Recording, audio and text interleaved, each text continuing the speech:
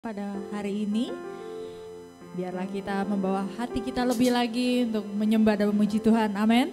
Ada sukacita di rumah Tuhan pada siang hari ini. Boleh lambaikan tangannya. Amin. Baik, saya undang semuanya untuk bangkit berdiri. Kita akan berdoa. Bapa kami yang baik, kami bersyukur, berterima kasih. Boleh ada sampai hari ini, itu karena kebaikan-Mu yang selalu ada dalam hidup kami. Biarlah pagi hari ini kami ingin lebih lagi memuji dan menyembah-Mu Tuhan. Karena kami ingin Engkau disenangkan. Di dalam nama Tuhan Yesus yang siap memuji Tuhan, sama-sama kita katakan amin. Sekali lagi berikan tepuk tangan yang meriah dan terbaik untuk Tuhan Yesus. Haleluya.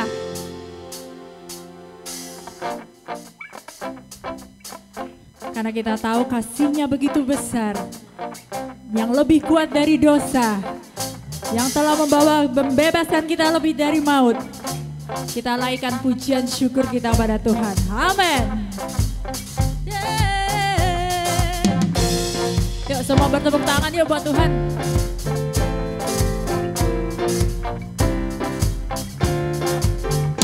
Kasih yang begitu besar, lebih kuat dari dosa. Kasih yang menemukanku, yang selamatkanku, selamatkan dan pulihkanku. Ku naikkan syukurku, ku tak akan berhenti memuji, meninggikan nama-Mu selalu, menari memuliakanku. Dibebaskan, dibangkitkan, hidup yang Kau beri dan hidup hanya untukku.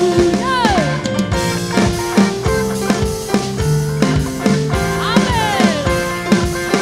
Kasih-Mu besar Tuhan, kasih yang begitu besar, lebih kuat dari dosa. Kasih yang menemukanku, Kau yang selamatkan hidupku, Selamatkan dan pulihkan. Katakan, Naikkan syukurku, sembah ku tak akan berhenti memuji, meninggikan nama-Mu selalu, menari memuliakanku. Dibebaskan, dibangkitkan, hidup yang Kau beri dan hidup hanya untukku.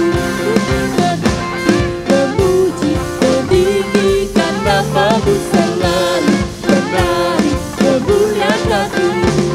Dibebaskan, dibangkitkan, hidup yang Kau beri dan hidup hanya untukku. Amin, haleluya Tuhan.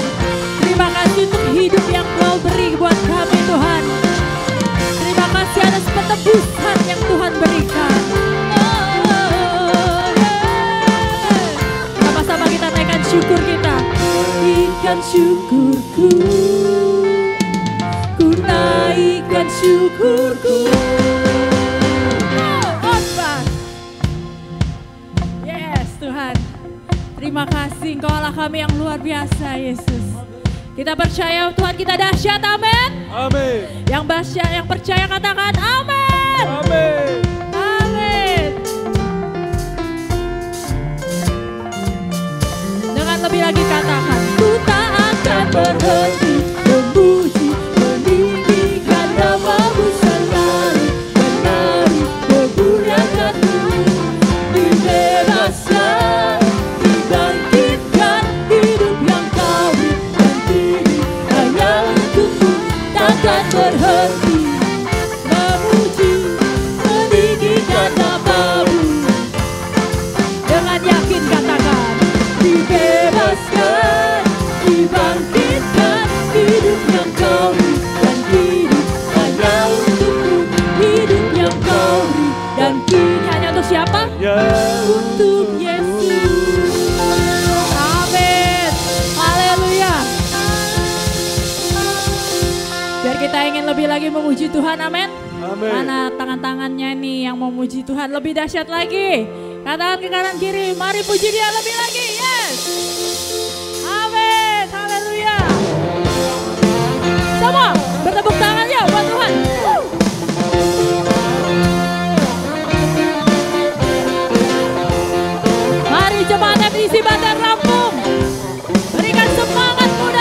puji Tuhan.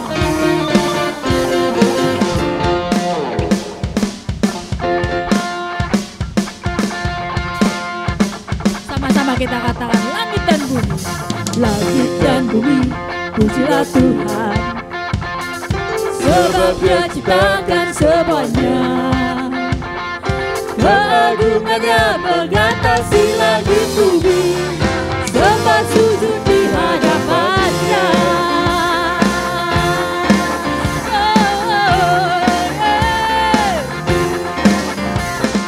Langit dan bumi, pujilah Tuhan. Sebab Dia ciptakan semuanya. Keagungannya mengatasi langit bumi. Sembah sujud di hadapan. Katakan, ku puji, ku sembah, ku puji, ku sembah Yesus Kristus Sang Penebusku. Ku puji, ku sembah, ku puji, ku sembah Yesus Tuhan dan Rajaku. Lebih lagi kita bersorak untuk Tuhan kita. Langit dan bumi, pujilah Tuhan. Sebab Dia ciptakan semuanya. Keagungannya mengatasi langit. Sembah sujud di hadapannya. Ku puji, ku puji, ku sembah, ku puji, ku sembah Yesus Kristus Sang Penebusku. Ku puji, ku sembah, ku puji, ku sembah Yesus Tuhan dan Rajaku.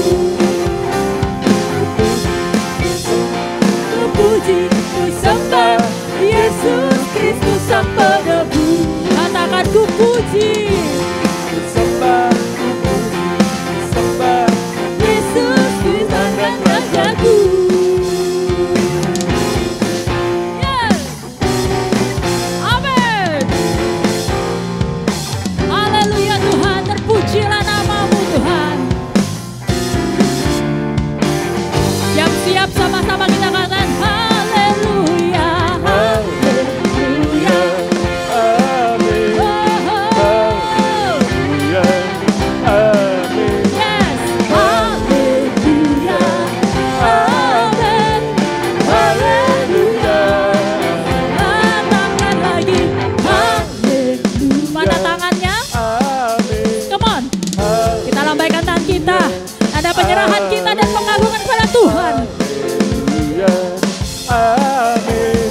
Haleluya, amin. Semua tepuk tangan di atas kepala. Haleluya, amin. Come on, Haleluya, amin. lagi. Haleluya, amin. Haleluya, amin. Haleluya, haleluya,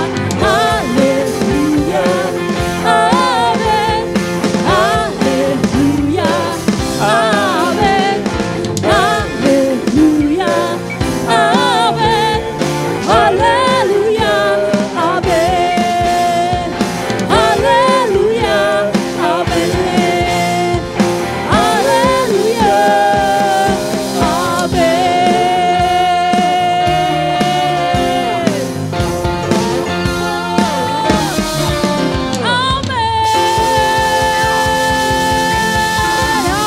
Haleluya, saya persilakan duduk kembali.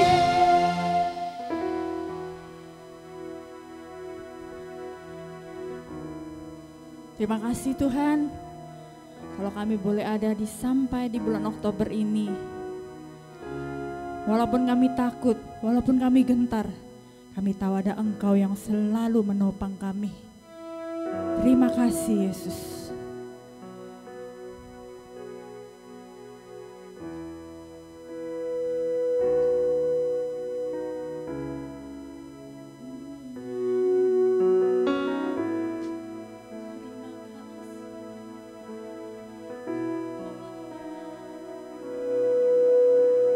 Bisa aku takut, Engkau menopangku.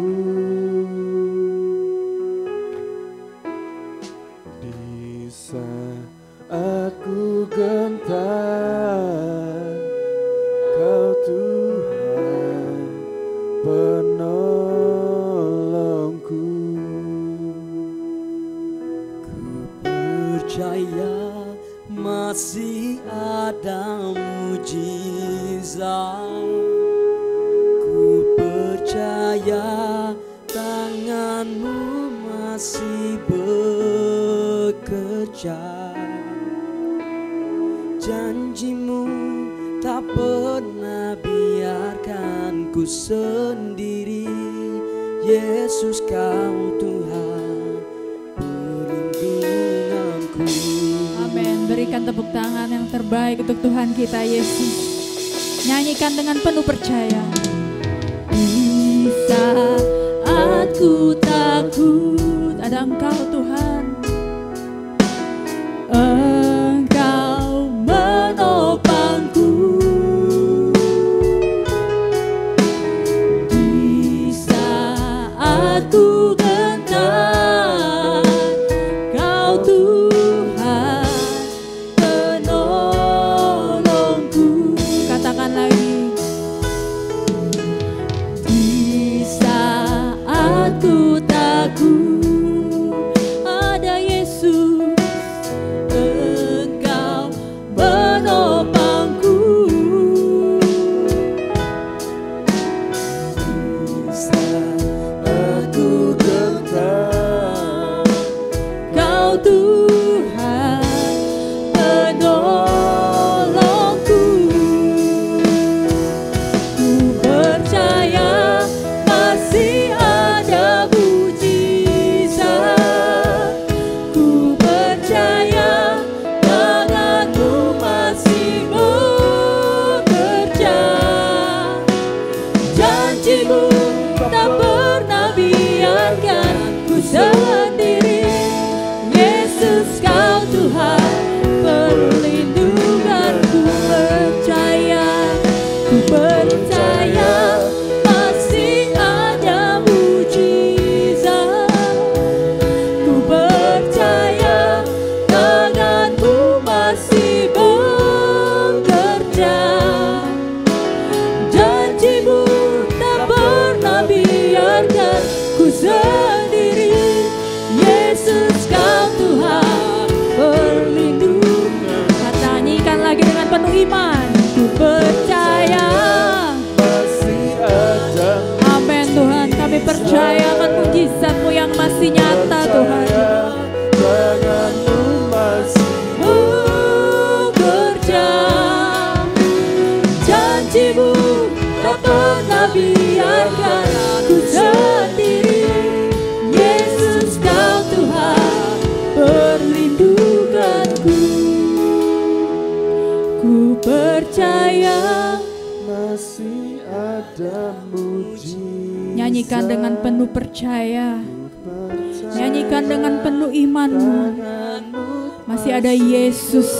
Masih ada tangan yang tidak pernah meninggalkan kita. Dan Dia sudah berjanji. Dan Dia tidak pernah ingkar janji. Karena Dia adalah Yesus yang selalu setia, yang selalu ada untuk kita. Katakan lagi. Ku percaya masih ada mujizat. Ku percaya. Tangan-Mu Amin. masih Kami percaya Tuhan. Janji-Mu tak pernah biarkan ku sendiri. Yesus, Kau Tuhan berlindung. Kau yang percaya, saya undang bangkit berdiri. Nyanyikan dengan percaya. Percaya masih ada mujizat. Kami percaya Tuhan. Percaya tangan-Mu masih bekerja.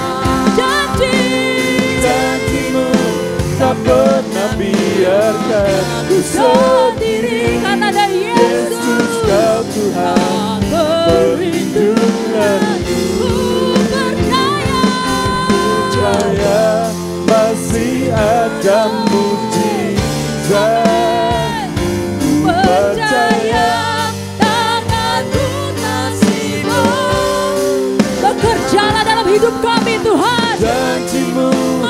pernah biarkan ku sendiri. Yesus kau Tuhan perlindunganku.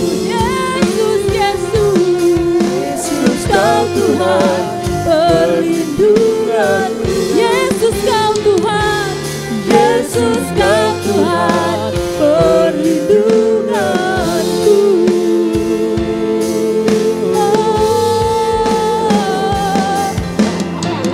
Kaulah perlindungan kami Kaulah Tuhan, perlindunganku selalu. kasih-Mu besar, kasih-Mu nyata. Haleluya, haleluya, haleluya. Sembah Dia, sembah Dia, Yesus Tuhan. Naikkan ucapan syukur-Mu kepada Tuhan, naikkan pujian-Mu kepada Tuhan. Yes Lord, yes Lord, Kaulah tempat perlindungan kami, Yesus. Kaulah yang selalu menolong. tinggikan, kami agungkan, kami puji.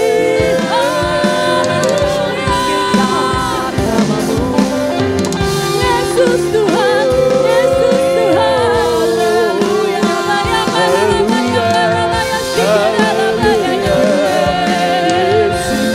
Kami sembah, kami tinggikan Tuhan. Kau yang layak, Lawat setiap umatmu Tuhan. Kami perlu Kau Yesus, kami perlu Kau. Terus mari saudara, buka mulutmu, sembah Dia, sembah Yesus. Shout to the Lord, oh the earth, let us sing. Power and majesty, praise to the King. mountains bow down. And the seas will roar at the sound of your name. I sing for joy at the word of your name. Forever I love you, forever I stand. Nothing compared to the promise I have in you.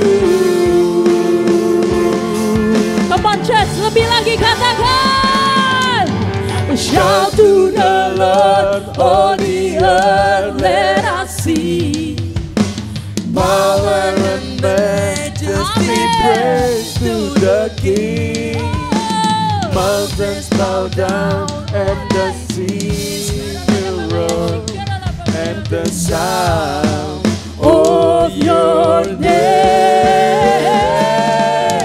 I sing for joy at the word of your name. Amen. forever. I love you, forever I'll stand. Nothing compared to the promise I have in you.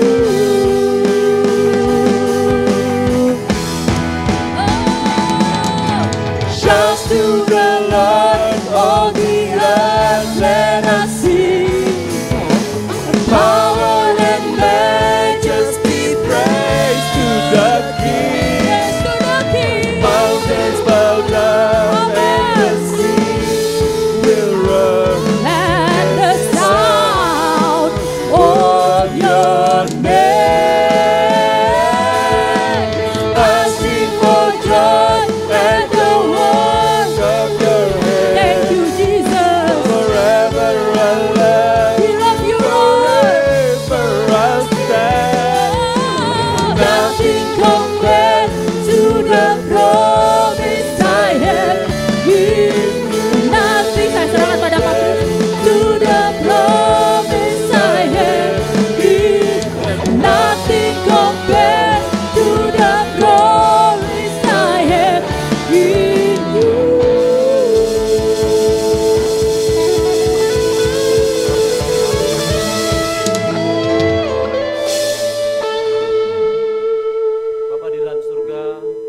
bersyukur karena hari ini Engkau masih memberikan kami nafas kehidupan, kesehatan, dan kesempatan untuk masuk ke dalam bulan yang baru ini, yaitu bulan Oktober.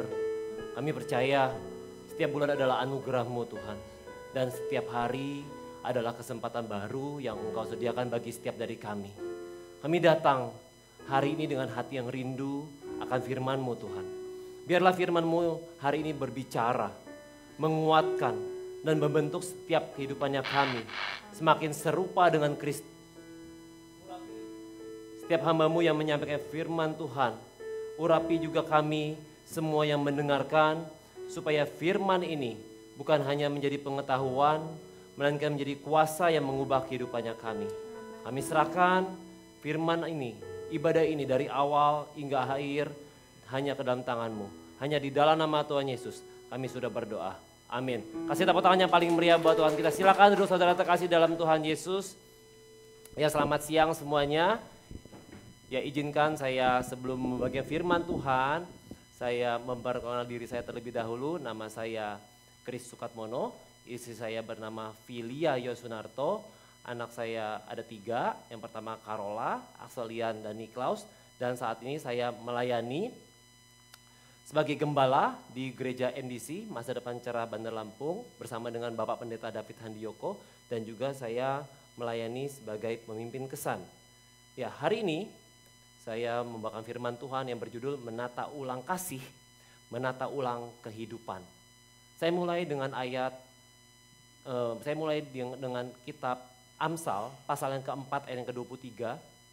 Itu diingatkan agar kita menjaga hati dengan segala kewaspadaan, karena dari hatilah terpancar kehidupan. Nah, di dalam pemahaman orang Yahudi, hati bukan sekedar tempat orang berperasaan saja ternyata, namun juga untuk berpikir dan berkehendak. Jadi perintah ayat ini itu bukan cuma minta kita jangan baperan, ya, tapi juga minta kita jangan mikir yang aneh-aneh. Yang percaya, yang mengerti katakan amin. Sehingga kalau kita menjaga hati kita, itu sama aja kita menjaga pikirannya kita dan akhirnya menjaga kehidupannya kita. Dalam buku yang berjudul Reordered Love, Reordered Lives, yang dalam bahasa Indonesianya adalah Menata Ulang Kasih, Menata Ulang Kehidupan, dari seorang yang bernama David Nogel, seorang profesor pada bidang filsafat di Dallas Baptist University, menyebutkan ada 7 dosa yang mematikan, yaitu kesombongan, iri hati, amarah, kemalasan, kerakusan, hawa nafsu, ketamakan. Dan dia katakan 7 dosa mematikan itu disebut sebagai kasih yang meleset, atau dalam bahasa Inggrisnya disordered loves. Dan semuanya itu mengakibatkan hidup yang kacau balau, atau dalam bahasa Inggrisnya disordered life. David Nogel berkata begini, jika digabungkan maka kasih yang meleset akan menghasilkan kehidupan yang kacau luar biasa.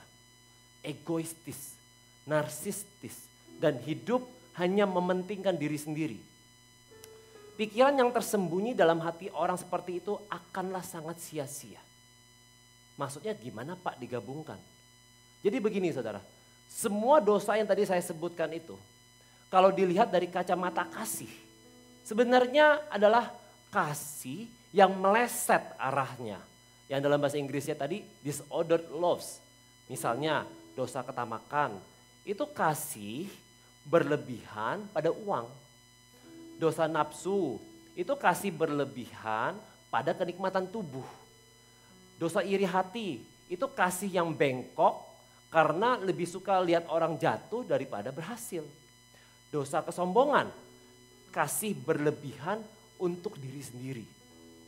Jadi maksudnya kalau masing-masing dosa itu dilihat sebagai kasih yang meleset, maka kalau digabungkan semuanya dalam hidup seseorang, hasilnya adalah hidup yang benar-benar kacau, egois, narsis yang tadi saya sebutkan. Dengan kata lain, David Nogel ini ingin bilang, kalau satu dosa saja sudah bikin hidup saudara berantakan, Apalagi kalau semua pola kasih yang tadi saya sebutkan salah arah tadi itu digabungkan. Saudara bisa bayangkan? Hidup saudara pasti jadi rusak total. Makanya dia tekankan pentingnya menata ulang kasih. Yaitu mengarahkan kasih pertama-tama kita kepada Allah, lalu kepada sesama. Yang mengerti katakan amin. Bukankah itu yang Tuhan Yesus katakan dalam Markus pasal yang ke-12 ayat yang ke-29 sampai yang ke-31? Kasihilah Tuhan Allahmu dengan segenap hatimu, dengan segenap jiwamu, dengan segenap akal budimu, dengan segenap kekuatanmu, dan kasihilah sesamamu manusia seperti dirimu sendiri. Sehingga kalau kita mau hidup kita ditata ulang, maka kasih kita pun juga harus mau loh ditata ulang. Karena hidup itu berantakan bukan karena setiap dari kita nggak punya kasih. Tapi karena kasih kita sedang meleset arahnya. Untuk itu kita belajar dari Rasul Paulus dalam suratnya kepada jemaat di kota Filipi. Di kitab Filipi pasal yang kedua ayat yang ke-5 sampai yang ke-11. Kita akan membaca ayat yang ke-5 sampai yang ke-8 terlebih dahulu. Saya bantu bacakan buat saudara. Hendaklah kamu dalam hidupmu bersama menaruh pikiran dan perasaan yang terdapat juga dalam Kristus Yesus. Yang walaupun dalam rupa Allah tidak menganggap kesetaraan dengan Allah itu sebagai milik yang harus dipertahankan. Melainkan telah mengosongkan dirinya sendiri dan mengambil rupa seorang hamba dan menjadi sama dengan manusia.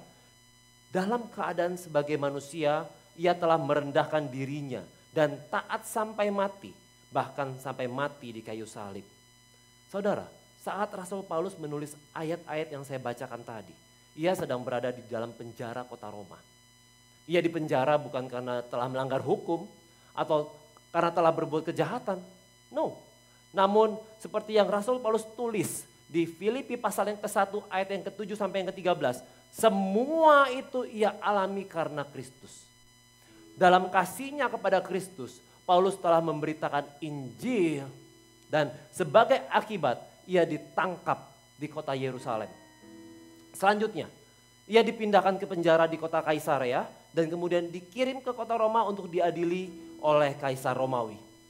Itu sebabnya Paulus berada di dalam penjara kota Roma untuk menunggu saat ia akan diadili oleh Kaisar. Menariknya, walaupun Paulus telah mengalami penderitaan bukan karena ia bersalah loh. Kebebasannya dirampas dan mengalami perlakuan yang tidak adil karena kasihnya kepada Kristus.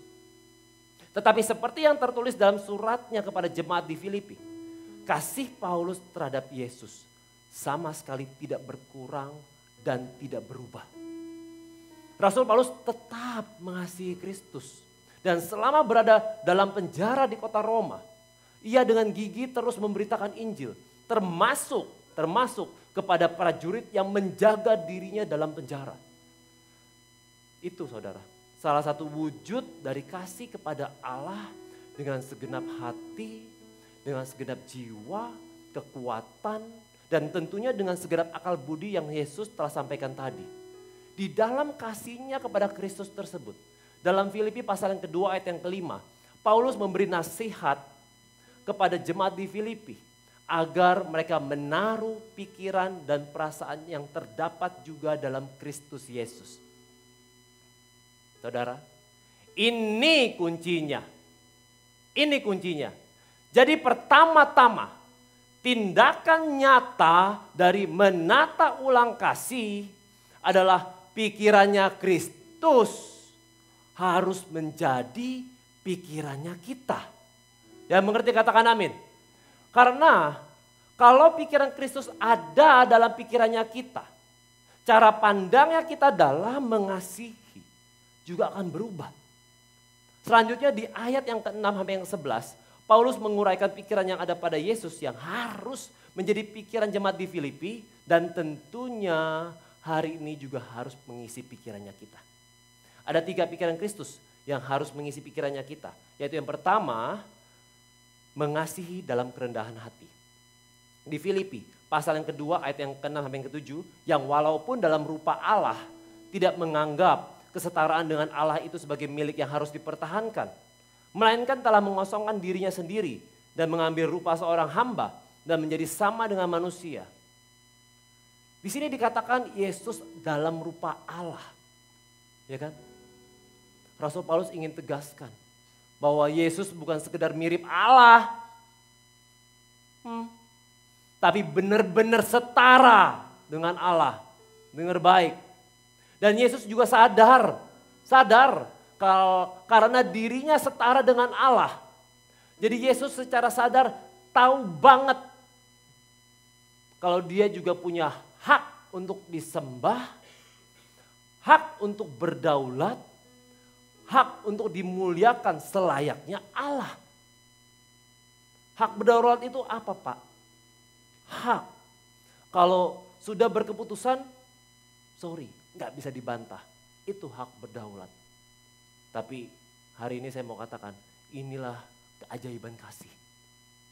Meskipun Yesus punya segalanya, dia tidak memilih untuk mempertahankan hak, melainkan justru melepaskannya. Di sini kita belajar dari Yesus bahwa kerendahan hati dimulai dari sadar siapa diri kita, posisi diri kita, lalu rela menundukkannya untuk kasih yang lebih besar. Yang mengerti katakan amin dan berikan tepuk tangannya paling meriah buat Tuhan kita. Lalu dikatakan tidak menganggap kesetaraan sebagai milik yang harus dipertahankan. Melainkan Yesus mengosongkan dirinya. Dengan begitu, Yesus bukan berarti kehilangan keilahiannya. Dengan begitu, bukan berarti Yesus kehilangan ketuhanannya. Tapi Yesus sudah mengosongkan hak istimewanya. Di sini kita belajar bahwa Yesus itu gak egois. Dia gak bilang, hey, saya kan Tuhan juga. Masa saya yang harus turun ke dunia? Oke, gak apa-apa, aku kali ini ngalah. Saya turun. Tapi ingat ya Allah, lahirnya aku minimal di rumah sakit internasional. Kamarnya kelas VIP, ya. Terus perawatnya jangan lupa ya, kalau aku nih kelasnya levelnya malaikat perawatnya. Nggak lucu ya? Udah saya pikirin harusnya kalian saudara ketawa di sini nih. Nggak apa-apa, di lain waktu. Dia nggak mengutarakan keinginannya, tapi dia mengutamakan kehendak Allah tuh apa sih? Akhirnya Yesus lahirlah di kandang. Di sebuah palungan sederhana tempat makan hewan. Kejadian itu Yesus sudah menunjukkan kerendahan hatinya kepada Bapa. Walaupun Yesus setara dengan Allah, tapi rela tunduk pada kehendak Tuhan. Saya mau katakan begini saudara. Semua agama itu mengajarkan moral dan perbuatan baik. Yes, tapi kekristenan itu berbeda. Karena kekristenan menawarkan juru selamat. Amin. Makanya saya mau bilang begini, nabi boleh banyak. Agama boleh banyak, rasul boleh banyak, tapi dengar baik, juru selamat hanyalah Yesus Kristus Tuhan. Itulah keindahan hidup Kristen saudara. Karena kalau bicara nabi, semua agama itu punya nabi.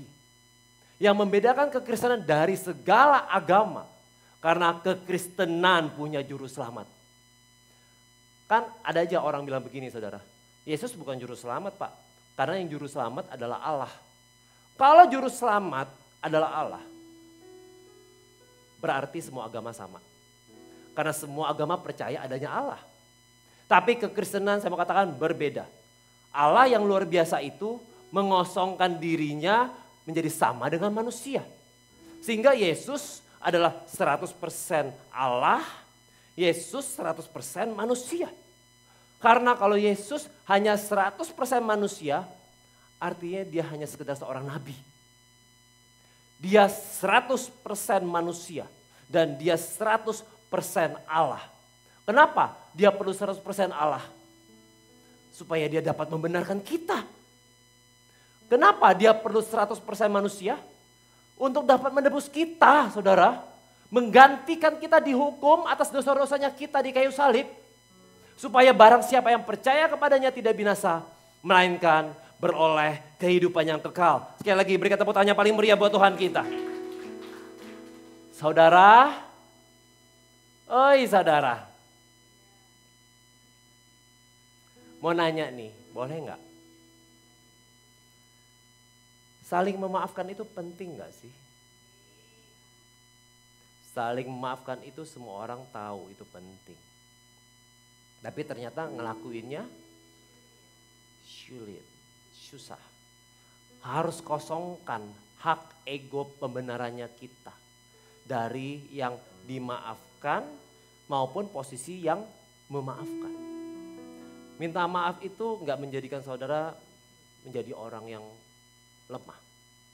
Meminta maaf terlebih dahulu.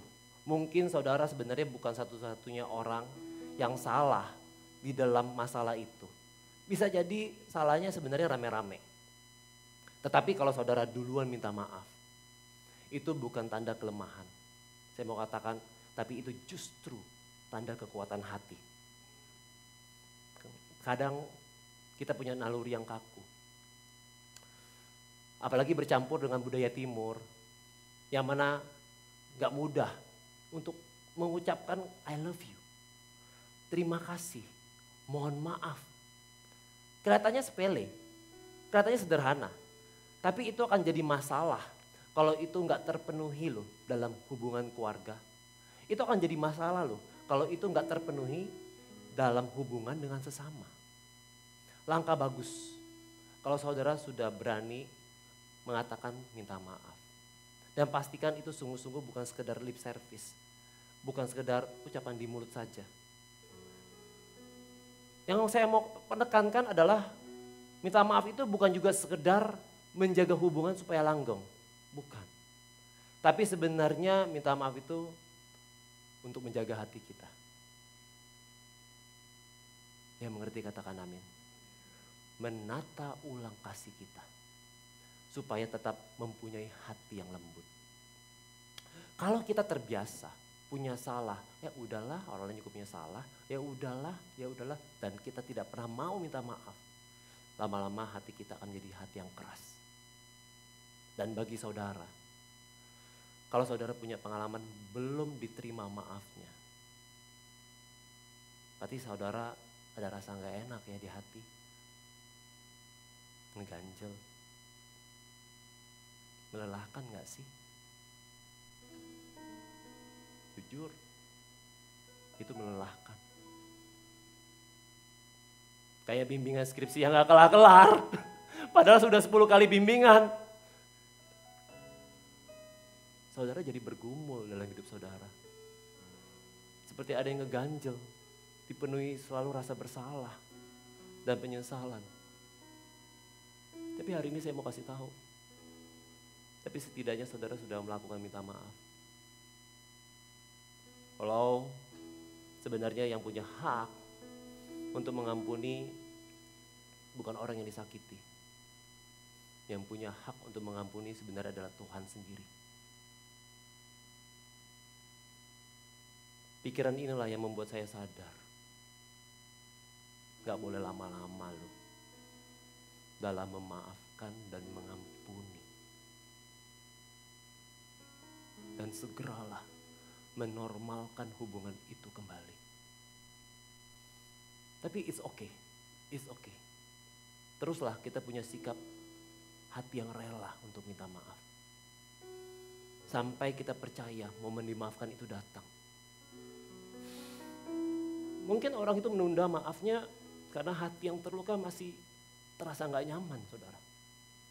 Mungkin dia ingin kita mengerti. Lukanya begitu dalam, gak apa-apa. Kasih ruang bagi dia untuk melewati proses itu. Yang penting, hari ini saudara sudah rendah hati terlebih dahulu untuk mengasihi, katakan amin. Pikiran Yesus sudah menjadi pikirannya saudara. Kasih tepuk tangan yang paling meriah buat Tuhan. Saudara, pernah dengar gak ada orang ngomong begini? Aku capek banget pelayanan. Rasanya hatiku kering. Kayaknya gak ada lagi sukacita dalam melayani. Mungkin kita pernah dengar kata-kata begitu. Atau jangan-jangan kita sendiri yang pernah ngomong begitu. Nah pertanyaannya, kenapa sih bisa sampai kering? Apa Tuhan yang berubah terhadap saudara? Kan gak mungkin Tuhan yang berubah. Saudara, gak ada ceritanya loh orang itu tiba-tiba kering rohani. Kemungkinan besar ada sesuatu yang dia tinggalkan. Yang dulu dia lakukan. Dan itu kesengajaan. Meskipun awalnya dia melakukan dengan tujuan gak meninggalkan Tuhan. Tapi dia mulai kendor di sana. Biasanya apa? Tandanya orang itu kehilangan kasih mula-mula. Kehidupan doanya berubah. Yang namanya kasih mula-mula itu hilangnya secara perlahan-lahan. Yang namanya erosi, saudara tahu erosi? Itu sedikit demi sedikit saudara. Lalu tahu-tahu tiba saatnya longsor. Dan selalu kasih mula-mula itu hilang di dalam dulu sebelum akhirnya nampak di luar. Misalnya kehidupan doa kita mulai kompromi. Dulu kita rajin cari Tuhan. Kita doa bukan supaya kita masuk surga. Kita doa karena kita merindukan berkomunikasi sama Tuhan.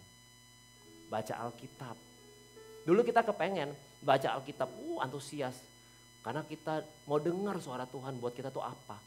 Karena Alkitab itu surat cintanya Tuhan kan buat kita. Tapi momen-momen itu mulai digeser. Lama-lama nanti akan kelihatan. Kelihatan dia dalam aktivitasnya. Apa yang terjadi di dalam alam rohani saudara. Apa yang digeser di alam rohani. Lambat laun pasti ada sesuatu yang bergeser di alam nyata. Misal saudara sudah mulai bolong-bolong berdoa. Saudara sudah gak ada prioritas bertemu sama Tuhan. Saudara lebih banyak bergaul sama teman-teman. Yang mana punya teman itu pun sebenarnya berkat dari Tuhan kan? Tapi ketika berkat sudah menggantikan posisi sang pemberi berkat bagi kehidupan saudara. Saudara lebih menikmati berkatnya daripada sumber berkat itu sendiri. Slot waktu yang sebenarnya untuk Tuhan. Saudara singkirkan. Demi supaya saudara bersenang-senang dengan teman-teman. Kalau saudara mulai menggeser sesuatu yang antara saudara dengan Tuhan di hidup saudara. Saya mau katakan sekali lagi, cepat lambat pasti akan kelihatan. Apa yang terjadi di dalam hati saudara, cepat lambat akan terlihat di penampakan. Kalau dulu memuji Tuhan itu bisa sambil nangis saudara. Bukan berarti kita kalau nyanyi buat Tuhan harus sambil selalu nangis terus, enggak. Karena setiap orang ekspresinya berbeda. Yang saya maksud saudara pernah mengalami namanya nangis terharu pada waktu menyembah Tuhan.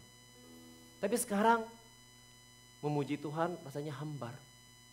Karena memuji Tuhan juga sekedarnya aja, hanya dari mulut dan tidak sampai masuk dalam hati. Setiap kali kita menerima pesan Tuhan, kalau dulu kita semua telan, amin. Lalu kita berusaha terapkan, ngerti nggak ngerti. Sekarang kita kritikin satu persatu. Wah Pak, pelayanan Bapak apa sekarang? Oh puji Tuhan, aku mendapatkan karunia khusus dari Tuhan. Panca indraku ini dimampukan Tuhan untuk melihat kelemahan-kelemahan yang ada di dalam gereja.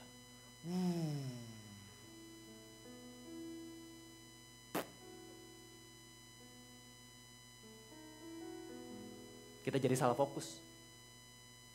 Lihat ya, ketika sesuatu di dalam saudara bergeser, pasti akan terlihat keluar. Kalau respon kita, hati kita, reaksi kita itu berubah hanya sampai lingkup gereja aja sih nggak apa-apa. Masalahnya kenyataannya itu nggak berhenti di situ. Akan terus saudara. Lama-lama roh duniawi akan mulai menguasai. Kalau kita sudah disconnect sama Tuhan, terputus sama Tuhan, hati udah gak ada Tuhannya tetap harus diisi dengan sesuatu. Pasti kalau kasih Tuhan sudah digeser tidak lagi menjadi segala-galanya. Kita pasti jadi kedagingan dan akan mengisi dengan sesuatu yang memuaskan hawa nafsu kita. Itu positif 100% pasti. Ketika kasih itu mulai bergeser, saya yakin dosa mulai akan mengisi dan bertambah. Gak bisa enggak, kita gak bisa melayani dua tuan. Ketika kita tinggalkan satu tuan, tuan lainnya yang gak diundang dalam kehidupannya kita, itu pasti akan masuk dalam kehidupannya saudara. Makanya kehilangan kasih mula-mula itu lebih bahaya daripada yang kita kira. Terjadinya pelan. Tetapi sekali kita merosot, sulit untuk merangkak naik. Sulit untuk kita daki ulang. Tahu-tahu kita sudah berada di bawah dan kita sudah jatuh terpuruk. Mau enggak kita rendahkan hati kita? Minta Tuhan tata kembali kasih kita. Katakan amin. Kenapa? Karena kalau hati kita beres, kasih kita tuh beres, hidup kita akan beres kembali. Amin. Kasih tepuk tangan yang paling meriah buat Tuhan kita. Jadi apapun masalah saudara hari-hari ini, pesan saya satu. Belajar tunduk sama Tuhan. Itu aja. Belajar rendah hati ketika diizinkan Tuhan melewati masa-masa yang gak mudah. Masa-masa sulit bagi saudara. Jangan dilawan. Kalau penderitaan itu datang, ya karena kesalahan sendiri, ya itu lain cerita. Saudara yang memang mau main api, terus tangan saudara kebakar, ya itu kan maunya saudara sendiri. Tapi ketika Tuhan izinkan saudara diproses, yuk jalani proses itu. Dengan kerendahan hati minta Tuhan, pikirannya Tuhan masuk dalam pikirannya kita. Minta petunjuk Tuhan, bagaimana kita bisa melewati proses ini.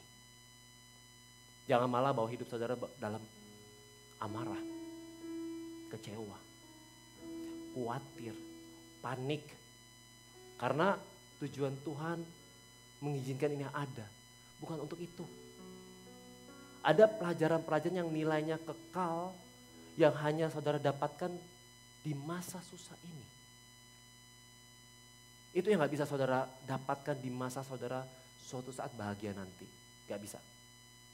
Yang saya percaya, kalau saudara bersedia melewati prosesnya, proses demi proses saudara lewati, itu akan menjadi produk yang bernama mujizat. Yang mengerti katakan amin. Saudara mengalami hati yang ditata ulang dan hidup saudara diperbarui kembali oleh Tuhan. Kasih tepuk tangan yang paling meriah buat Tuhan. Kau lebih tahu yang terbaik bagiku. Kau lebih sanggup pulihkan hidupku. Ku berserah, ku percaya hanya Yesus penolong yang setia. Kita angkat tangan kita. Haleluya. Kau lebih tahu yang terbaik bagiku. Kau lebih sanggup pulihkan hidupku. Ku berserah, ku percaya hanya Yesus penolong yang setia. Kasih tepuk tangan yang paling meriah buat Tuhan kita. Pikiran Kristus yang harus mengisi dan mewarnai pikirannya kita dalam mengasihi Allah adalah mengasihi dalam pengorbanan. Di Filipi pasal yang kedua ayat yang ke-7b sampai yang ke-8. Dalam keadaan sebagai manusia, ia telah merendahkan dirinya dan taat sampai mati. Bahkan sampai mati di kayu salib. Kalau Yesus yang adalah Allah bersedia merendahkan diri, yaitu sama dengan manusia. Itu aja sudah merupakan sebuah pengorbanan yang besar loh. Bukan cuma itu ternyata. Di ayat yang ke-8 ditulis bahwa ia taat sampai mati, bahkan sampai mati di kayu salib. Kematian di kayu salib bukan saja merupakan suatu penderitaan yang luar biasa, tetapi juga sebuah kehinaan yang sangat mendalam, saudara. Karena hanya penjahat kelas berat aja yang akan dihukum mati dengan cara disalibkan. Itulah yang Yesus tanggung bagi kita. Manusia yang sebenarnya tidak layak untuk dikasihi. Bukankah itu sebuah pengorbanan yang luar biasa, saudara? Pengorbanan yang didasari oleh kasih yang sejati. Kerelaan untuk berkorban seperti itulah yang harus mengisi pikirannya kita. Baik di dalam kasih kita kepada sesama maupun kepada Tuhan. Orang yang sungguh mengasihi Allah dengan segenap akal budinya akan rela berkorban bagi Tuhan. Kenapa? Karena bukan saja Allah patut dikasihi, tetapi juga karena sebelum kita mengasihi Dia, Tuhan telah terlebih dulu mengasihi kita. Dikatakan dalam 1 Yohanes pasal yang keempat ayat yang ke-10, yaitu bukan kita yang terlebih dulu mengasihi Allah, tetapi Allah yang telah terlebih dulu mengasihi kita di dalam pengorbanan yang sangat luar biasa. Jadi orang yang sungguh-sungguh mengasihi Tuhan dengan segenap akal budinya akan rela berkorban bagi Tuhan. Kasih tepuk tangan yang paling meriah. Berkorban itu apa sih Pak? Berkorban itu artinya mengutamakan kepentingan orang lain. Gampang gak? Nggak gampang sih. Mengutamakan kepentingan orang lain. Ketika kamu lapar, kamu harus menyerahkan makanan kamu sendiri kepada orang lain. Kata firman Tuhan, puasa yang ku kendaki adalah menyerahkan makananmu kepada orang lain. Kamu lapar, ya, tapi kamu pikirin orang lain. Itu yang namanya rela berkorban. Yesus kenapa mau turun ke dunia? Mati di kayu salib buat kita. Emangnya yang dosa siapa sih? Yesus. Yesus gak berdosa. Yesus bisa aja ngomong di posisi ini saudara. Ya elah, yang dosa kan elo manusia. Kok yang mati gue? Itu kan mirip. Saat situasi udah jam 7 malam, udah selesai makan malam ya. Tiba-tiba anak bilang sama emaknya, Mami, aku lupa. Apa? Aku ada proyek sekolah besok dikumpulin. Aku harus ke toko alat tulis beli peralatan. Apa perasaan maminya? Aduh nak, jam 7 malam loh. Muka make up udah dicuci. Males banget keluar udah PW. Emaknya begitu. Oke lah, lain kali jangan diulang ya. Yuk kita pergi beli. Belilah. Sudah beli malam jam 9:30. Emaknya sudah di kasur, tinggal tarik selimut, udah ngantuk. Anaknya tiba-tiba masuk ke kamar bilang, Mi, aku gak ngerti bikin proyeknya ini Mami. Tolong bantu Mi. Jujur, rasanya emaknya tuh pengen bilang, woi, yang sekolah lo yang repot gue.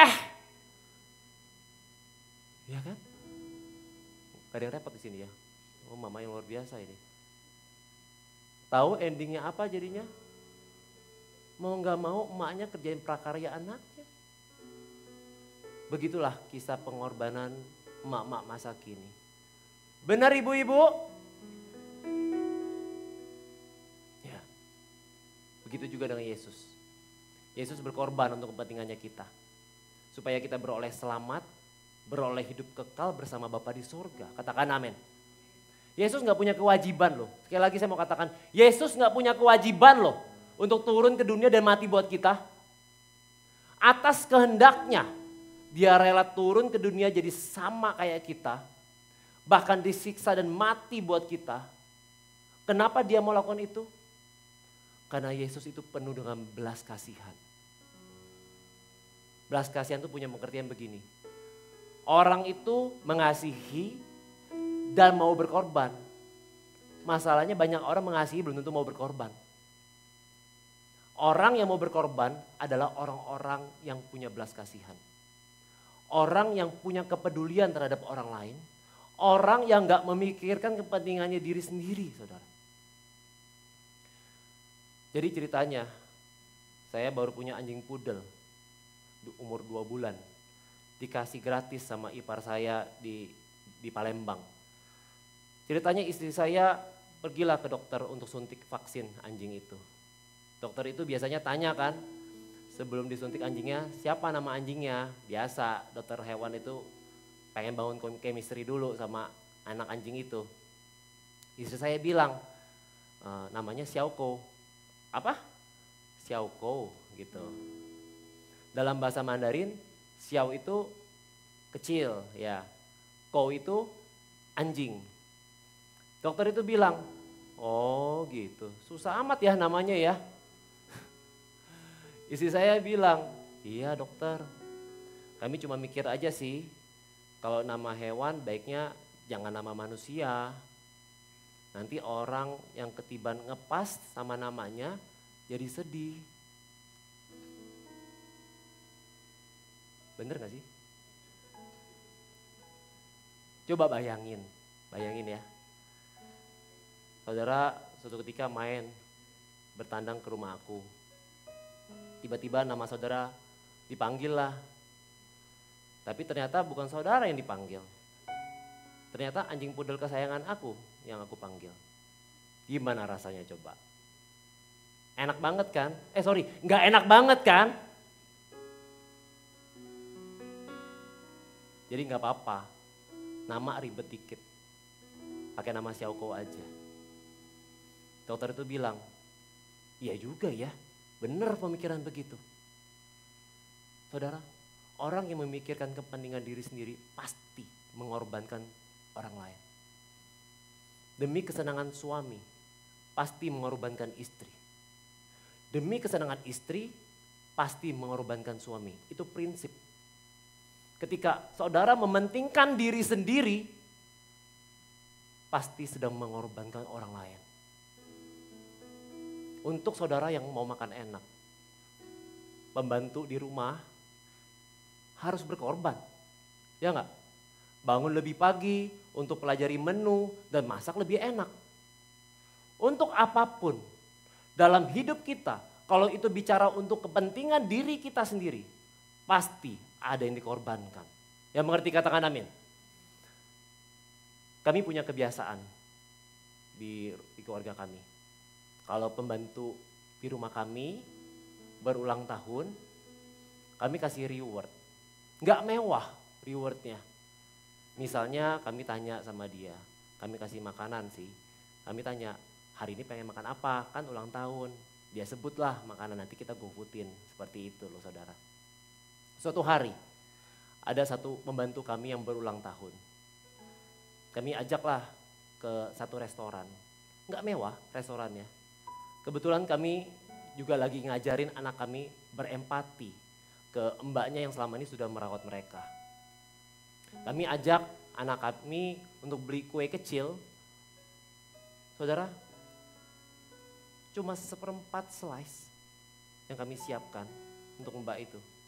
Di restoran itu kami minta mbak kami itu, ayo mbak kan ulang tahun, ayo pilihlah makanan, pengen makan apa. Kami makan bersama dan saya ingat banget, dia pilih menunya juga gak mahal saudara. Dia cuma pilih mie ayam. Iya. Lalu habis makan, kita nyanyilah lagu ulang tahun. Tiup lilin dan kami doakan. Habis itu apa yang terjadi saudara? Mbaknya nangis saudara. Dia bilang, saya belum pernah ulang tahun saya dirayain begini.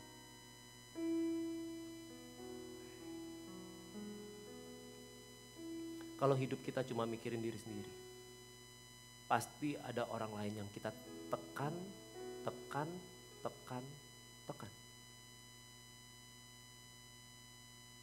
Tapi kalau hidup kita belajar meniru pikirannya Kristus, masuk dalam pikirannya kita menjadi orang yang mau rela berkorban.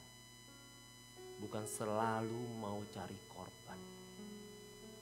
Berikan tepuk tangan yang paling meriah. Shalom anak muda. Shalom anak muda.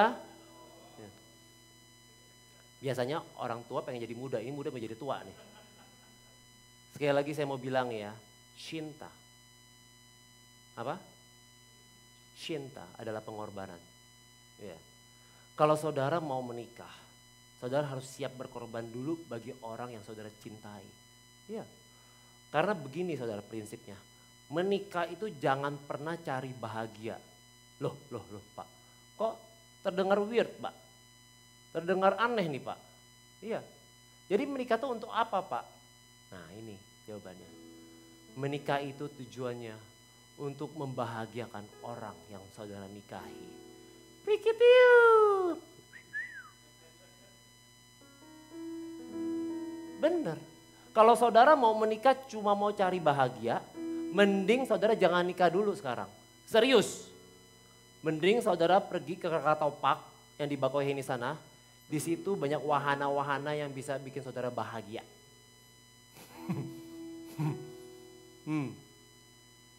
Karena gini, kalau saudara menikah untuk cari bahagia, lalu saudara ternyata enggak bahagia, maka saudara akan menuntut pasangan saudara. Tapi sebaliknya, kalau saudara menikah tujuannya untuk membahagiakan orang yang saudara nikahi, sekalipun saudara gak bahagia, sekalipun saudara gak bahagia, saya mau bilang saudara, pasangan yang saling berkorban untuk orang yang dia cintai, pasti menjadi rumah tangga yang amat sangat bahagia. Katakan amin. Cinta itu bicara mengenai pengorbanan saudara. Katakan sama saya, kasih Tuhan dinyatakan melalui pengorbanan. Kasih tepuk tangannya paling meriah. Pikiran yang ada pada Kristus yang harus mengisi dan mewarnai pikirannya kita adalah yang ketiga, mengasihi dengan sikap berserah kepada Allah. Di Filipi pasal yang kedua ayat yang ke-9 sampai yang ke-11, itulah sebabnya Allah sangat meninggikan dia dan mengaruniakan kepadanya nama di atas segala nama. Supaya dalam nama Yesus bertekuk lutut segala yang ada di langit, di atas bumi dan di bawah bumi. Dan segala lidah mengaku Yesus Kristus adalah Tuhan bagi kemuliaan Allah Bapa. Di ayat ini saudara, adalah ayat penghargaan Allah kepada Yesus. Yang mengerti katakan amin. Atas penyerahan diri dalam ketaatan yang Yesus lakukan. Karena ia yakin bahwa rencana Allah melalui pengorbanan Yesus adalah rencana yang terbaik. Inilah pikiran Kristus yang harus kita samakan dengan pikirannya kita dalam menjalani kehidupan ini. Mengasihi dengan sikap berserah kepada Allah. Karena Yesus taat sampai mati. Makanya Allah meninggikan dia dan memberikan nama di atas segala nama. Sehingga setiap lutut bertelut. Maka tergenapilah janji Tuhan. Di mana siapa yang merendahkan diri, menyerahkan dirinya dalam proses Tuhan, suatu saat, dengar baik, akan ditinggikan oleh Allah. Kasih tepuk tangannya paling meriah. Sebulan terakhir ini saudara, saya begitu sibuk tapi bukan karena pekerjaan. Saya menemani anak kedua saya yaitu Axel mengikuti 4 pertandingan yang berbeda di kejuaraan badminton. 3 di seputaran Bandar Lampung dan 1 pertandingan kejuaraan di Lampung Tengah. 3 kejuaraan terakhir ceritanya Axel tuh kalah semua lah di babak awal. Axelnya yang kalah loh. Nah seminggu yang lalu ini Axel baru mengikuti kejuaraan pertandingan badminton lagi. Malam sebelum bertanding dia ngobrol sama saya. Pih, coba sih Pih, aku mau lihat bagan pertandingannya itu. Aku mau tahu aku ini lawan siapa katanya. Aku penasaran. Saya bilang sama dia, buat apa kamu cari tahu? Kamu tahu itu bisa bikin kamu jadi semangat atau jadi malah kendor semangatnya. Kamu fokus aja deh, lakukan yang terbaik. Karena sebenarnya saya tahu bagan kiri, bagan kanan isinya siapa. Di bagan itu sebenarnya, di dalam Axel di bagan itu sebenarnya ada 1 orang yang dia itu juara di kejuaraan-kejuaraan berikutnya yang Axel kalah itu. Sehingga cerita Axel mendapatkan juara 4 atau istilahnya juara harapan 1. Saya sempat bertanya kepada Axel, gimana Axel? Puas gak sama hasilnya? Dia bilang begini, puas Pih, Axel lagi hoki. Karena Axel tahu sebenarnya Axel belum tentu bisa di posisi juara 4 ini sebenarnya. Kenapa Axel ngomong seperti itu saudara? Karena begini, ceritanya Axel itu masuk ke bagan pertandingan di sebelah kiri. Dan ada lawan-lawan yang masuk bagan di sebelah kanan tentunya ya. Sambil menunggu giliran Axel bertanding, ceritanya Axel tuh nonton lah pertandingan orang-orang lawan-lawan yang bagan sebelah kanan. Dia menyadari banget, ya ampun lawannya berat-berat banget.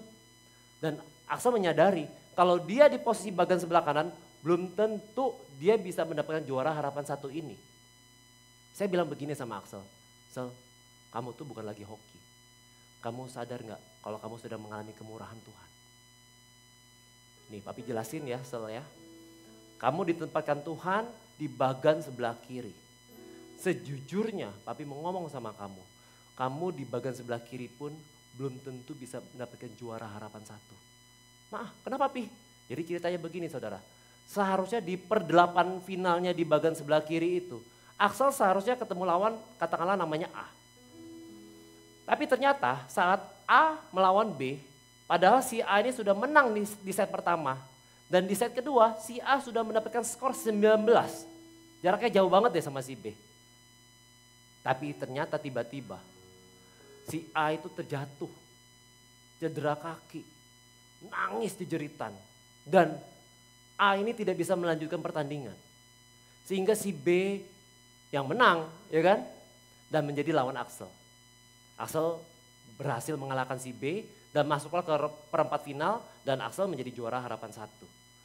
Makanya saya bilang sama anak saya, makanya papi bilang sama kamu Sel, ini bukan hasil dari hoki. Ini kemurahan Tuhan buat kamu. Hasil juara harapan 1 itu bukan kuat gagahnya kamu. Itu reward loh dari Tuhan atas penyerahan diri kamu dalam ketaatan. Saya sadar banget saudara, gak mudah loh anak saya itu. Saya bilang begini sama dia, tapi tahu gak mudah. Kamu terus setia hadapi pertandingan demi pertandingan dalam sebulan ini.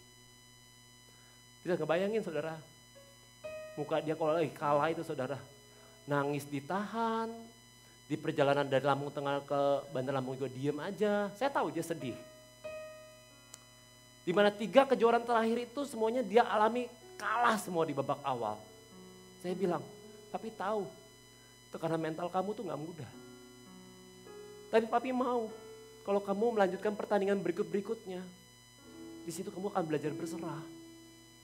Lakukan yang terbaik, jalani prosesnya.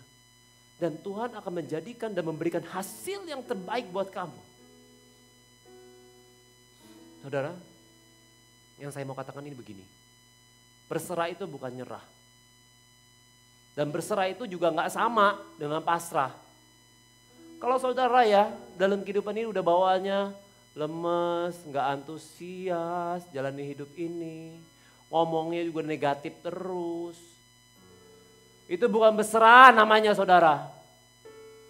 Itu nyerah. Iya.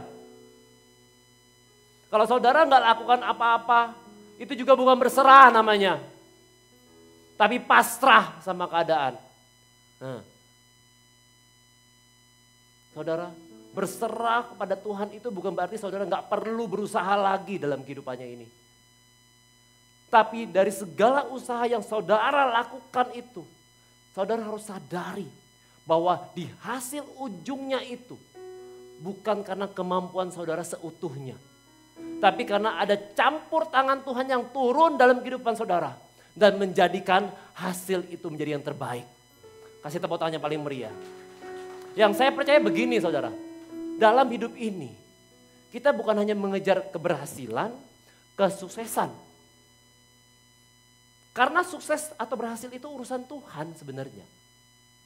Tuhan udah janji kok sama kita. Selama saudara gak miring ke kiri, saudara gak miring ke kanan, hidup saudara dikatakan pasti diberkati. Selama saudara mencari Allah dan kebenarannya, dikatakan firman Tuhan semuanya. Semuanya saudara, itu akan ditambahkan dalam kehidupannya saudara. Kalau orang itu merasa sukses karena hasil perjuangannya sendiri, jangan kaget. Ya. Orang yang sukses itu akan menjadi orang yang sombong, belagu, tengil, nyebelin. Ya enggak? Tapi kalau kita sadar bahwa sukses kita itu sebenarnya karena Tuhan. Makin kita sukses, saya percaya kita makin rendah hati. Makin kita sukses, makin kita rindu untuk melayani. Makin kita sukses, makin kita bertanya setiap harinya sama Tuhan. Tuhan, thank you Tuhan. Dengan apa aku bisa balas segala kebaikan yang Tuhan sudah berikan dalam hidupku. Yang mengerti katakan amin. Kasih tepuk tangan yang paling meriah buat Tuhan kita. Jadi mengasihi Tuhan itu bukan soal berkata, I love you Lord. Aku cinta lo sama Tuhan. Tapi sesungguhnya kasih yang ditunjukkan lewat penyerahan diri sepenuhnya kepada Tuhan. Kasih yang dengan sikap berserah itu tidak mempertanyakan. Tapi mempercayakan. Dia gak berkata, Tuhan kok gini amat hidup aku, kenapa begini Tuhan? Kenapa ini terjadi dalam hidupku? Tapi dia berkata, Tuhan jujur, aku belum ngerti maksud Tuhan apa. Gak mudah sih Tuhan aku lewatin proses ini. Tapi aku tahu, di ujungnya Tuhan siapkan kebaikan dalam hidup saya. Kalau kita melayani Tuhan tapi tidak berserah, lama-lama kita akan jadi lelah, kecewa dan merasa tidak dihargai. Tapi kalau kita melayani dengan kasih, karena kita tahu semua hasilnya itu milik Tuhan, maka kita tetap kuat meskipun hasilnya belum seperti yang kita harapkan. Saudara, orang yang berserah itu, dia gak mudah iri. Dia gak terganggu sama fasilitas dan keberhasilan orang lain. Karena dia tahu Tuhan punya waktu sendiri kok untuknya. Dia gak cepat nyerah waktu gagal. Halo? Karena dia yakin Tuhan sedang mendidik kita. Dia tetap melayani dengan hati gembira. Karena dia tahu semua yang dia lakukan bukan kesia-siaan di dalam Tuhan. Saat kita mau memenangkan jiwa, gampang gak? Gampang gak memenangkan jiwa? Susah, betul. Kalau gampang, semua gereja di Indonesia ini udah penuh. Iya. Kadang kita sudah undang orang itu ke gereja, ke Kesan, ke Alpa. Kita sudah doakan, sudah ajak. Tapi responnya kulkas, dingin maksudnya. Kita sudah berusaha, malah ada yang jawab, iya nanti aku mikir-mikir dulu. Tapi udah 3 Natalan lewat masih mikir-mikir juga saudara. Disitulah Tuhan sedang ajar kita berserah. Jangan langsung memvonis diri. Ah udahlah Pak, aku ini bukan karunia penginjil. Siapa tahu yang Tuhan mau justru menemukan karunia ketekunan dulu. Amin. Tugas kita itu menabur dan menyiram.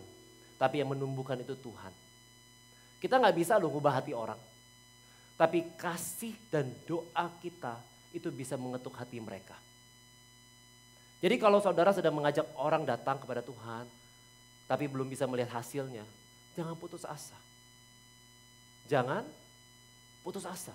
Tetap tabur kasih, tetap doakan, tetap percaya. Karena berserah dalam memenangkan jiwa, berarti kita tidak fokus pada angkanya. Kita fokus pada ketaatannya. Kita percaya setiap benih kasih yang kita tabur, suatu saat, dengar omongan saya, suatu saat akan Tuhan tumbuhkan menjadi tuai yang besar bagi kemuliaannya. Itu sebabnya mengasihi dalam berserah kepada Allah artinya kita mempercayakan hidup kita. Kita mempercayakan keluarganya kita. Kita mempercayakan pelayanannya kita. Bahkan masa depannya kita kepada Tuhan. Dan biarlah Tuhan yang akan meninggikan kita pada waktunya.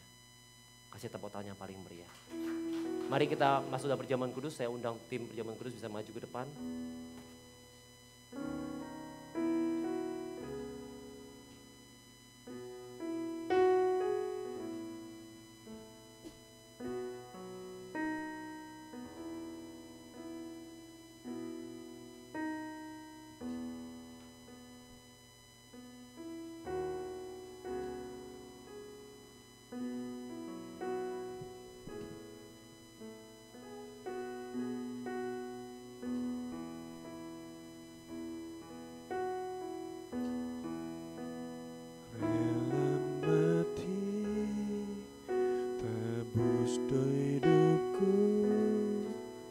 Dan selamatkanku.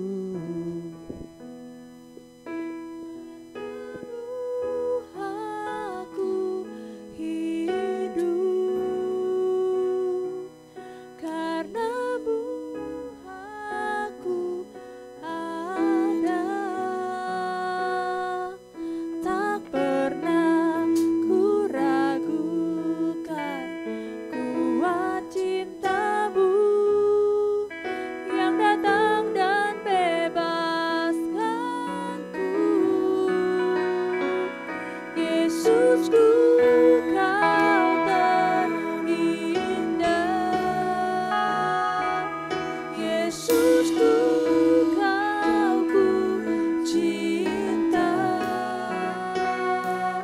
Tak akan berhenti meninggikanmu.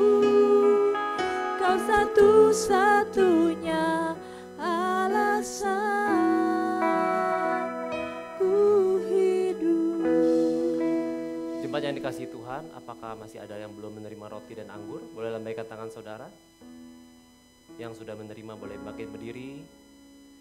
Mari kita lihat tulisan yang kita terima dalam roti kita.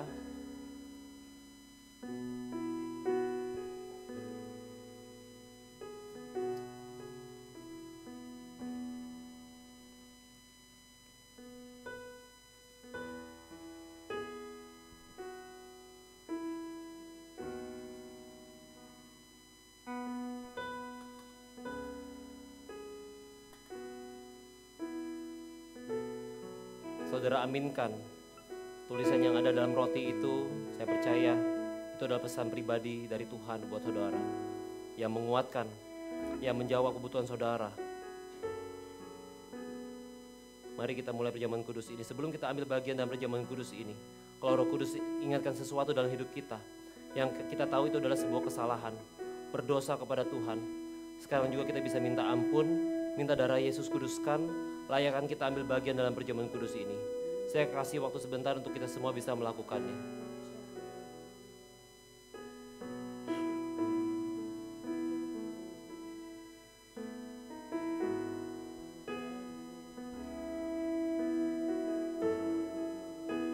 Mari kita angkat roti dengan tangan kanan kita lebih tinggi dari kepala kita, dengarkan firman Tuhan. Waktu Tuhan Yesus mau disalibkan, Tuhan Yesus melakukan perjamuan seperti yang kita teruskan sampai sekarang ini. Tuhan Yesus mengangkat roti, mengucap syukur atas roti itu. Dia pecah-pecahkan roti itu dan bagikan kepada murid-muridnya dengan mengatakan, inilah tubuhku yang terpecah-pecahkan bagi kamu. Perbuatlah setiap kali engkau memakannya menjadi peringatan akan aku. Itu sebabnya Bapak Ibu Saudara yang saya kasihi, bukankah roti yang dipecahkan ini berarti persekutuan dengan tubuh Kristus? Mari yang percaya makan bersama-sama di dalam nama Tuhan Yesus.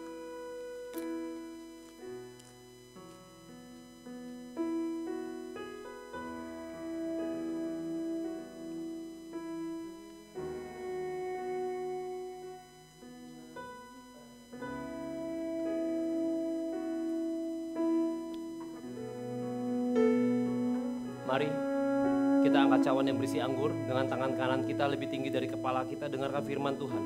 Tuhan Yesus mengangkat cawan dan dia mengatakan, inilah cawan perjanjian baru yang dimateraikan oleh darahku. Perbuatlah setiap kali engkau meminumnya menjadi peringatan akan aku. Itu sebabnya Bapak Saudara yang saya kasihi, bukankah cawan yang atasnya kita mengucapkan syukur ini? Ini berarti persekutuan dengan darah Yesus. Dan kita yakin darah itu yang kuduskan, sucikan kita dari segala dosa kita. Mari yang percaya minum bersama-sama di dalam nama Tuhan Yesus.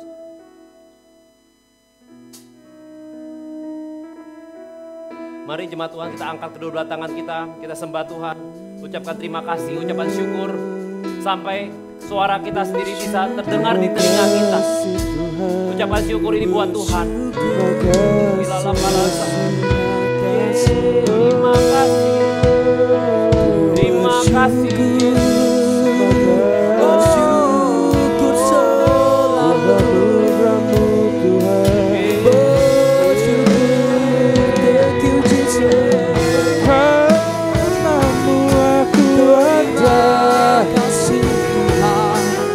Terima kasih, terima kasih Yesus.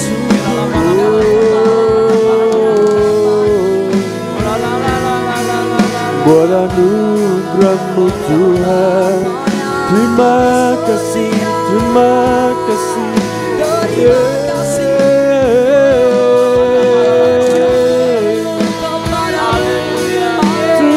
Terima kasih Yesus.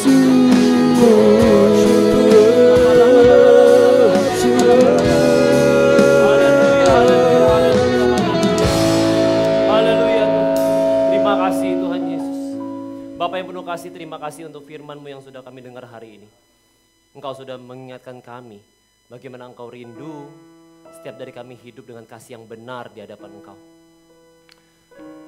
Hari ini kami juga sudah mengambil bagian dalam perjamuan kudus. Kami sungguh bersyukur karena tubuh dan darah Kristus itu menguatkan setiap dari kami. Mengingatkan bahwa kasih-Mu tidak pernah berubah. Biarlah perjamuan kudus ini bukan sekedar rutinitas di awal bulan, tetapi sungguh menjadi peringatan yang hidup bahwa kami sudah ditebus, diampuni, dan diberi hidup yang baru di dalam Kristus. Tuhan, sebelum kami mengakhiri firman dan ibadah ini, kami mau berdoa bagi setiap jemaat-Mu Tuhan. Kami tahu di tengah-tengah kami ada yang sedang mengalami kesusahan, pergumulan dan beban hidup. Ada yang sedang sakit pada tubuhnya. Tuhan, hamba-Mu berdoa hari ini di dalam nama Tuhan Yesus. Jamahlah dengan kuasa-Mu. Biarlah kesembuhan yang dari sorga Engkau nyatakan. Jamahlah di bagian tubuh yang sedang sakit. Jamahlah jiwanya yang sedang sakit. Kekuatan baru Engkau limpahkan. Dan iman mereka tetap teguh sekalipun tubuh sedang lemah. Kami juga berdoa Tuhan bagi mereka yang sedang bergumul dalam hal ekonomi, pekerjaan maupun usaha. Tuhan, bukalah jalan di mana saat ini mereka merasa tidak ada jalan. Engkau yang memelihara burung pipit dan memperhatikan bunga di padang. Apalagi anak-anak-Mu, kami yakin dan percaya Engkau pasti perhatikan. Kami percaya Engkau cukupkan segala yang mereka perlukan menurut kekayaan dan kemuliaan Engkau. Kami berdoa juga Tuhan bagi keluarga-keluarga yang sedang menghadapi masalah dalam rumah tangga, baik suami istri maupun orang tua dan anak. Tuhan, pulihkan hati yang retak. Satukan kembali kasih yang renggang, berikan damai sejahtera-Mu, sehingga rumah tangga mereka kembali menjadi tempat di mana kasih Kristus dinyatakan. Dan juga kami berdoa Tuhan, bagi setiap pelayan di gereja kami ini Tuhan. Mungkin hari-hari ini juga ada sedang terjadi gesekan antara orang tua dan anak dan sebagainya. Biarlah sikap hati meminta maaf dan juga sikap hati mengampuni, memaafkan. Itu menjadi prinsipnya Kristus yang masuk dalam kehidupannya kami. Dan untuk setiap jemaat-Mu yang saat ini sedang merasa lelah, putus asa, bahkan kering secara rohani. Bangkitkan kembali semangat dan kasih mula-mula di hati mereka. Biarlah Roh Kudus yang menyegarkan, menguatkan dan menghiburkan. Tolong kami semua ya Bapa, supaya setelah kami keluar dari tempat ini, kami hidup dengan pikirannya Kristus. Mengasihi dengan kerendahan hati, mengasihi dalam pengorbanan, dan mengasihi dengan sikap berserah penuh kepada Allah. Terima kasih Bapa. Hanya di dalam nama Tuhan Yesus kami sudah berdoa dan mengucap syukur. Mari kita sama-sama katakan amin. Kasih tepuk tangan yang paling meriah buat Tuhan kita.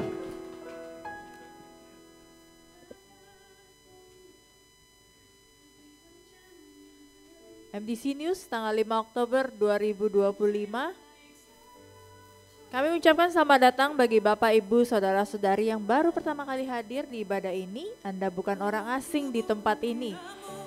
Saya bertanya, apakah Anda baru pertama kali hadir? Boleh lambaikan tangan. Baik, selamat datang Pak. Nanti akan ada usher yang melayani dan diberikan souvenir.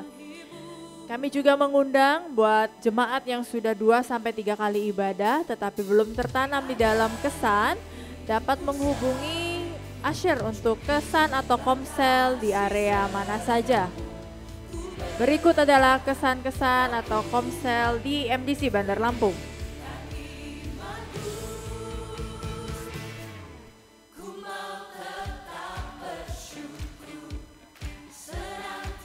Sore nanti di MDC Satelit Tanjung Karang akan ada ibadah di Hotel Asoka di jam 5 sore yang akan juga dilayani oleh Pak Kris Sukatmono. Hari Jumat tanggal 10 Oktober ada doa jemaat di Ruko MDC pukul 7 malam. Kami juga, gereja juga akan melaksanakan donor darah hari Sabtu tanggal 11 Oktober jam 8.30 di Ruko MDC dan kami membuka donasi buat jemaat yang ingin memberikan donasi berupa sembako ataupun uang tunai. Untuk uang tunai dapat mentransfer melalui rekening yang tertera di layar. Untuk informasi lebih lanjut menghubungi sekretariat.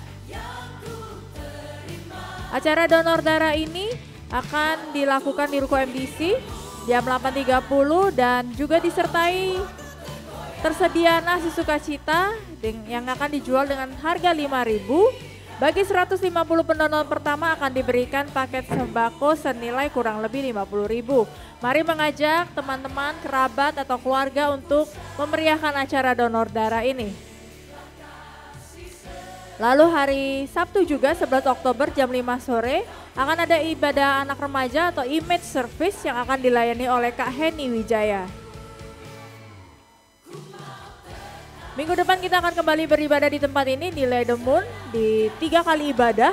Ibadah 1 7.30, ibadah 2 9.30, ibadah 3 11.30 yang akan dilayani oleh Bapak Hadafid Handioko.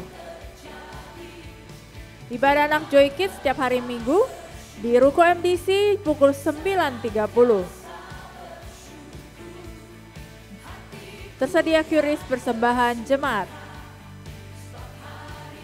Bagi jemaat yang ingin memberikan melalui transfer, boleh transfer ke rekening yang tertera di layar untuk umum, perpuluhan, pembangunan atau misi gereja. Berikut data persepuluhan dan persembahan di bulan September 2025 dan di bulan Oktober 2025.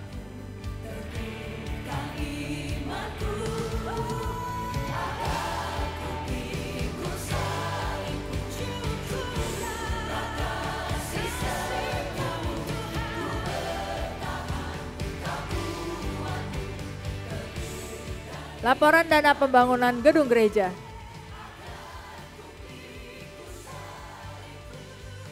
Akan diadakan baptisan selam pada hari Minggu tanggal 26 Oktober. Untuk pendaftaran dapat menghubungi Novilia atau pemimpin kesan masing-masing. Pendaftaran paling lambat tanggal 12 Oktober 2025. Tersedia jersey Natal 2025.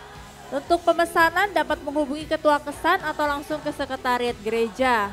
Untuk yang mau melihat langsung jersey Natal, boleh ke bawah nanti di stand booth di bawah itu sudah tersedia ya.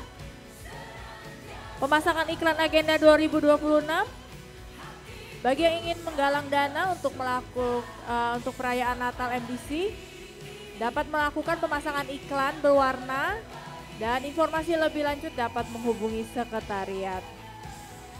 Terima kasih, kita akan memberikan persembahan dan kita akan berdoa.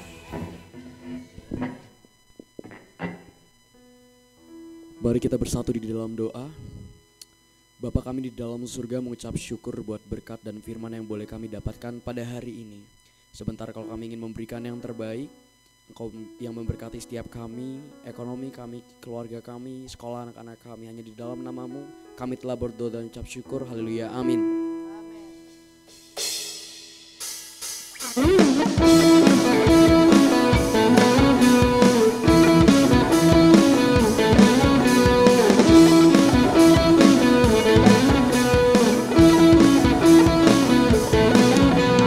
Tak besar dan sungguh amat besar.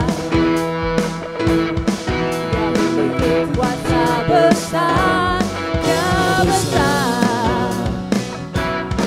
Segala sesuatu tercipta, tiada mustahil bagi Dia. Memiliki Allah yang besar, Dialah yang terbesar. Ya udah coba tumpangin sendiri. Kasih-Nya yang besar, kita hidup dalam kuasa-Nya yang besar. Dan serangan pada Pak David. Karena kita sembah Dia, oh haleluya, besarkan namanya. Oh haleluya, besarkan namanya. Oh haleluya, besarkan namanya. Kita akan mengakhiri ibadah kita pada siang hari ini. Mari kita tundukkan kepala kita. Bapa di surga, terima kasih buat kesempatan kami boleh datang kepada Tuhan mengucap syukur buat siang hari ini. Hamba-Mu berdoa buat Pak Kris yang sudah menyampaikan firman Tuhan di tempat ini. Biarlah Engkau pakai hamba-Mu ini semakin hari semakin heran Tuhan. Berkati keluarganya, berkati istri dan anaknya Tuhan. Biarlah Tuhan Engkau pakai semakin hari Tuhan keluarga ini untuk memberkati jemaat-Mu di tempat ini Tuhan. Beliau juga akan menyampaikan firman Tuhan di satelit Tanjung Karang nanti sore juga. Biarlah urapan yang sama Tuhan yang memberikan kekuatan Tuhan. Biarlah Engkau memberikan sesuatu hikmat dan marifat daripada Allah. Juga berdoa buat pelayan-pelayan yang ada ya Bapa, biarlah Engkau berkati kehidupan mereka Tuhan. Apa yang mereka lakukan hari-hari ini Tuhan itu memuliakan nama Tuhan. Terima kasih Tuhan, kami juga berdoa Tuhan buat acara donor darah yang akan diadakan di tanggal 11 Oktober Tuhan. Biarlah Engkau gerakan hati orang-orang pendonor Tuhan untuk mendonorkan darahnya buat bagi banyak orang Tuhan, bermanfaat bagi banyak orang ya Bapa. Kami juga berdoa Tuhan buat renovasi ruko yang sedang berjalan ya Bapa. Terima kasih Tuhan buat anugerah ya Tuhan yang berikan buat jemaat di tempat ini Tuhan. Yang setiap hari Engkau nyatakan Tuhan. Terima kasih buat orang-orang yang sudah membantu banyak buat gereja ini ya Bapa. Berkati kehidupan mereka ya Bapa. Kami percaya Tuhan, kalau Tuhan yang sudah menghendaki Tuhan, Tuhan juga yang akan memberikan segala berkat-berkatnya buat gereja kami Tuhan. Terima kasih ya Bapa. Mari jemaat kita mengangkat tangan kita akan menerima berkat pada siang hari ini. Akhirnya jemaat yang kukasihi di dalam nama Tuhan Yesus Kristus, pulanglah dengan membawa berkat, cinta kasih daripada Tuhan Yesus Kristus, persekutuan dalam Allah Roh Kudus, menyertai kita mulai siang hari ini, besok sampai Tuhan Yesus datang kedua kalinya. Terimalah berkat ini di dalam nama Yesus dan semua kita yang percaya katakan amin.